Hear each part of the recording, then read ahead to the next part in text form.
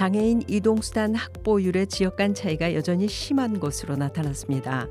한국장애인단체 총연맹이 발표한 전국 시도별 장애인 복지 비교 연구에 따르면 전국 저상 버스 도입률은 평균 31.80%, 장애인 특별 운송수단은 전국 평균 293.40%로 나타났습니다. 17개 강역지자체별 최대 격차는 저상버스가 4.75배, 장애인 특별 운송수단이 6.9배로 지역 간 격차가 개선되지 않고 있습니다. 우선 저상버스 도입률의 경우 전국 평균은 31.80%에 불과할 뿐만 아니라 2026년 목표인 60%를 초과한 지역은 65.78%를 달성한 서울이 유일한 것으로 조사됐습니다. 최하 도입률을 보인 충남과 서울의 격차는 4.75배로 전년 6.75배 대비 감소했으나 지역 간 격차는 해소되지 않고 있습니다.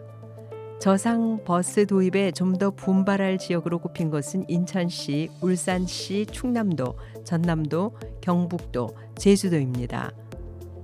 장애인 특별 운송수단은 전국 평균 293.40%로 나타났습니다. 최고 수준인 1653.82%의 서울과 최하 수준인 89.80%의 인천의 격차는 18.4배 격차를 보였습니다. 서울, 경기, 전남, 경남 등을 제외하고는 장애인 콜택시 의무 대수를 대부분 지자체에서 100%를 충족하지 못한 것으로 조사됐습니다. 우수 등급을 받은 지자체와 분발 등급을 받은 지자체의 장애인 특별 운송수단 확보의 격차는 4에서 5배 이상을 보이고 있습니다. 지역 간 최대 격차는 6.9배로 지난해와 동일합니다. 이 같은 지역 간 격차의 해소를 위해서는 분발 등급을 받은 지자체의 특별교통수단 운영비 지원 증액 등 방안 마련이 시급하다는 지적입니다. 중증장애인이 노령연금을 보다 빨리 받을 수 있도록 하는 내용의 법안이 발의됐습니다.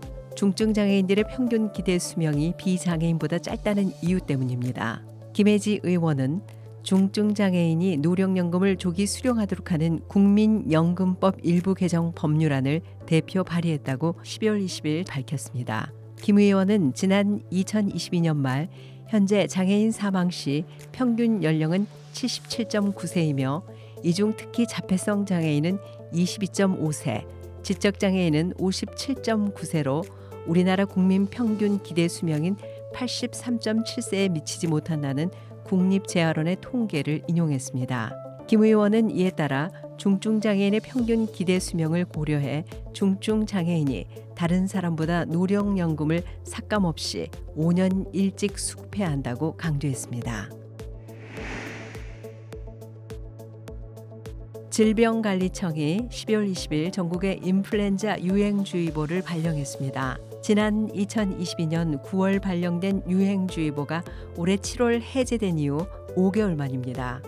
질병관리청은 최근 유행 중인 인플루엔자 바이러스는 A형 바이러스로 이번 절기 백신 생산에 사용된 바이러스와 매우 유사해 백신 접종으로 충분한 예방이 가능할 것으로 보인다고 밝혔습니다. 또한 동절기 인플루엔자 유행이 커질 가능성에 대비해 어린이, 임신부, 65세 이상 노인, 면역 저하자 등 감염 고위험군은 예방접종을 서두를 것을 당부했습니다. 고위험군은 인플루엔자 감염 시 합병증 발생 등 중증으로 퍼질 위험이 높아 가급적 빠른 접종이 필요합니다. 유행주의보 발령 시 고위험군 환자는 인플루엔자 검사 없이 의심 증상만으로 항바이러스제 2종 처방에 건강보험 요양급여를 적용받습니다.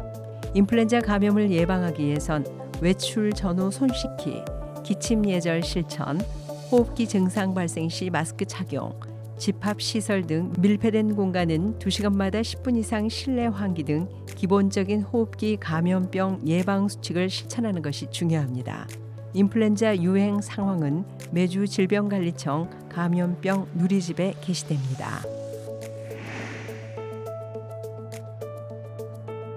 국세청에서는 청각 언어장애인이 불편함이 없이 실시간 국세 상담을 받을 수 있도록 2023년 6월부터 수어 상담 연계 서비스를 지원하고 있습니다.